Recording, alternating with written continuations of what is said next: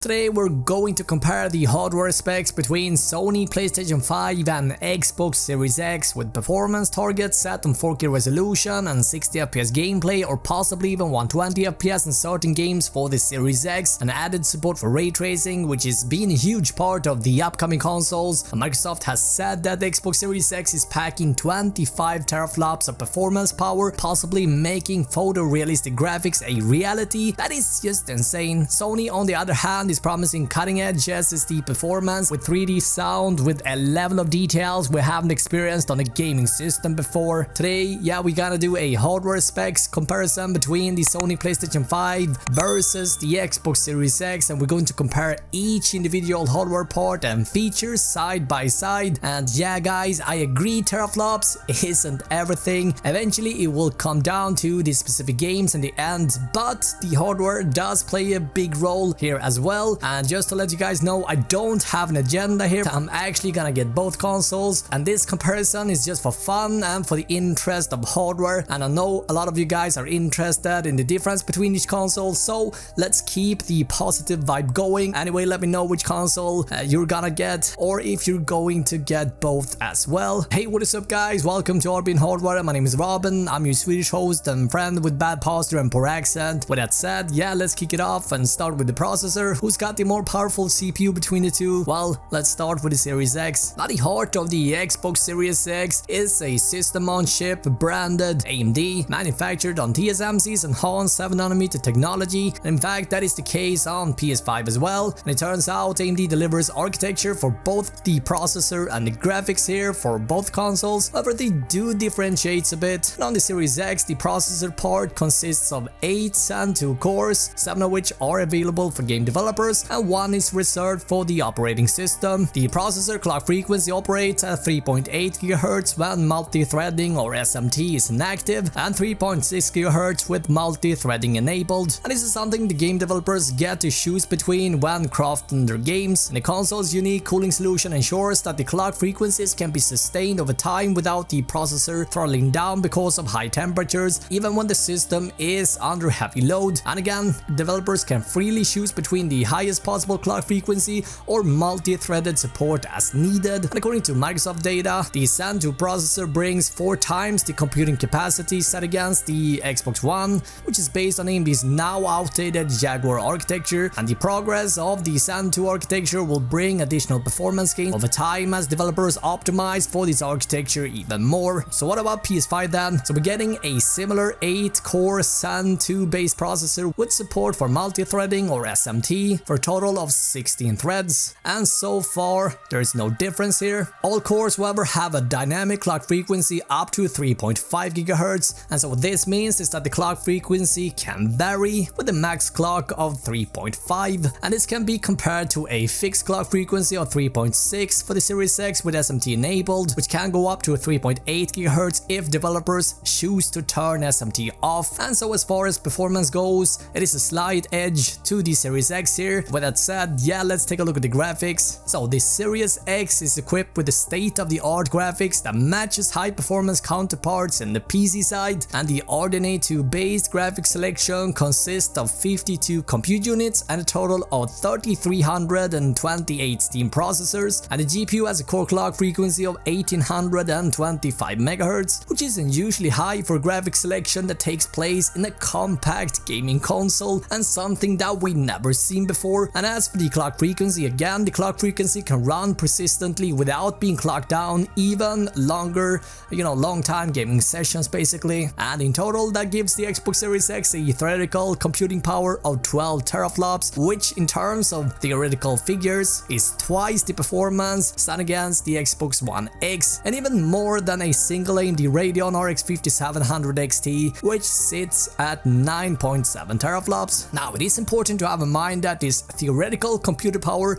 does not take into account the architectural advantages that developers will eventually be able to extract here. And RDNA 2 brings even more technical benefits for developers than ever before, and the massive amount of power allows the Xbox Series X to run games in 4K resolution with 60Hz image update or FPS, with the possibility of 120Hz or frames per second, and so very smooth gameplay. And this will allow for much lower input lag, and resolution, graphics detail and image updates are all up to developers themselves to choose between depending on the features that is prioritized with the gaming title. And for example, fast-paced racing games or esport games generally benefits more from faster refresh rate and frame rate than, let's say, an RTS game such as Frostpunk, for example. As for the PS5, Sony opts for a similar solution from AMD, but with a few differences. We're getting 36 CUs or compute units, and that is the same number we find inside the PlayStation 4 Pro, but with the architecture RDNA 2 and more than double in clock frequency. PS5 provides a theoretical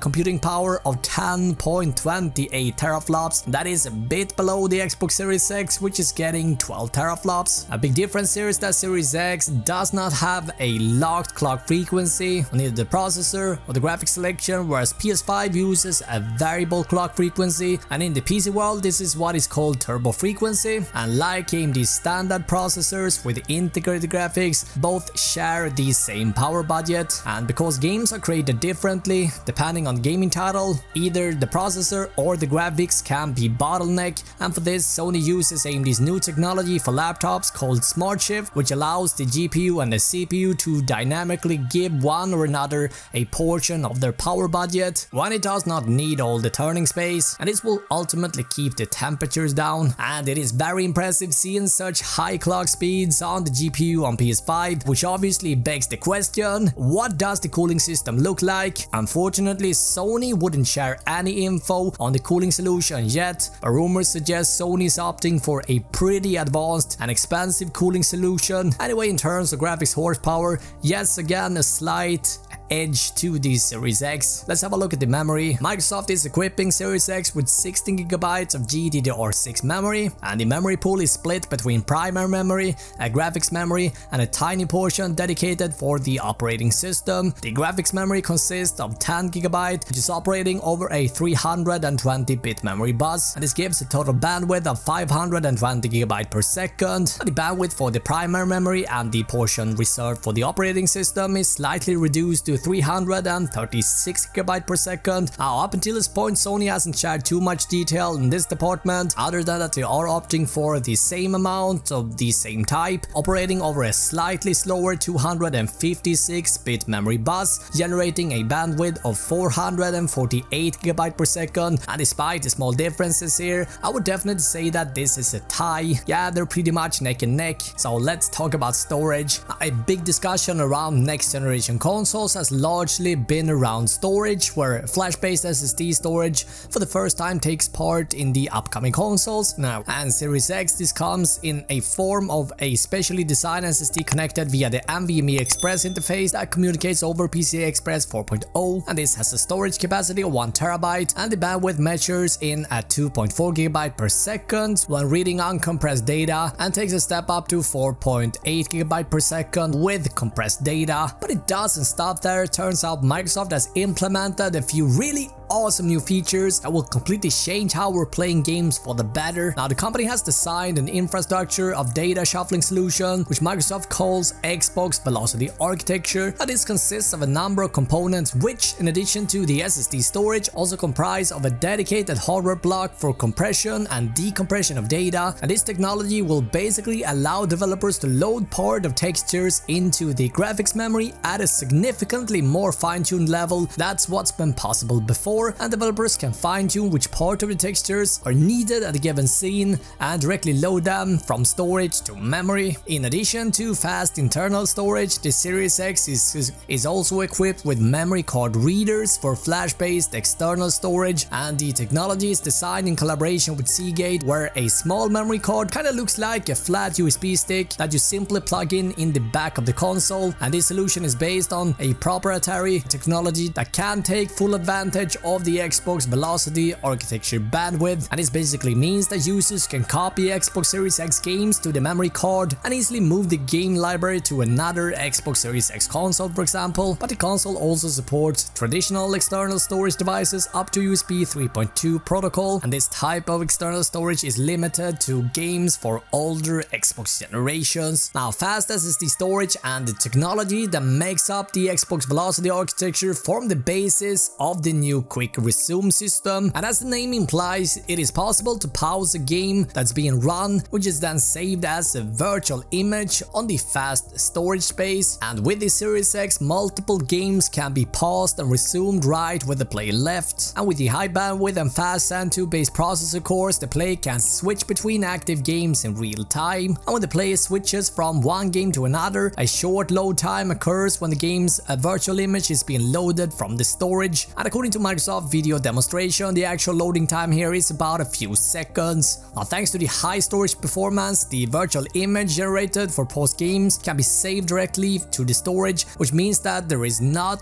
volatile images that disappears when the console is switched off or is being restarted, and the player should thus be able to switch between paused games even when the system is restarted. So a lot of talk about Microsoft, but what about Sony then? Well, according to Sony PlayStation system architect Mark Cerny, one of the major big news for the next generation is the SSD flash-based storage, and the reason for this, according to Cerny, is quite simple. A mechanical hard drive is a bottleneck that developers constantly have to work around and ultimately compromise on as they're developing their game, and to solve this, Sony is investing and developing their own SSD solution on the PS5 completely from the ground up. And as an example, PS5 is able to load 2 GB of data in just 0.27 seconds compared to PS4 Pro, who needs 20 seconds to load half of that, only 1 GB. And the massive amount of speed opens up completely new possibilities in addition to eliminating loading times. Another concrete example Sony mentions are streaming, and not least games that takes place in large open worlds where the detail and number of different objects in the current state are limited by the mechanical hard drive. And finally, Cerny talks about another benefit with mechanical hard drive: all critical data must be loaded into the system memory, but with an SSD device, the textures and data needed can be loaded continuously during the game, and this means greater turning space for developers, and in practice more primary memory being able for them to use for more useful stuff basically. And the SSD controller circuit is a native creation of Sony and has a total of 12 channels which are connected to the NAND memory, and this allows the device to reach speeds up to 8 to even 9 GB per second, which is almost double as stand against the 4.8 that Microsoft promises with the Xbox Series X. And Sony is equipping the PS5 with 825 GB of storage, and for those in need of even more storage, an SSD slot is also available. And Sony says that SSDs are expensive, which also limits the capacity of the device they deliver basically, and the company will support standard M.2 SSD devices, but it comes with a but. It must be at least as fast as the device in PS5, and it has to be certified by Sony, and the list of certified units will be released later in the year. And as we can see here, overall very impressive solutions coming from both companies here in this department, but they do solve this a bit different. But in terms of speed and technology, it kind of seems like Sony is a bit further than Microsoft, but it is still a bit too early to speculate. Yeah, we need to touch on sound as well, and Microsoft has previously confirmed that the Xbox Series X has been equipped with dedicated 3D audio hardware, and Microsoft calls this spatial sound, and as the name suggests, the audio circuit is used to calculate sound in the 3D room. And it turns out Microsoft has dedicated audio hardware, and this means that the audio won't steal any hardware resources from the GPU or the console processor. Series X gets full support for Dolby Atmos, DTS-X and Windows Sonic. On the software side, the audio circuit is complemented by something Microsoft calls Project Acoustics, and this is a project within Microsoft where researchers have developed realistic models how to propagate in 3D environments, and the models define how the audio circuit can be used to calculate how sound waves interact with complex 3D environments, again without putting any strain on the Zen2 based processor or the RDNA 2 graphics unit. And Sony's audio solution doesn't disappoint either, and the PlayStation 5 will feature a custom hardware that they built together with AMD that they're calling Tempest 3D Audio Tech,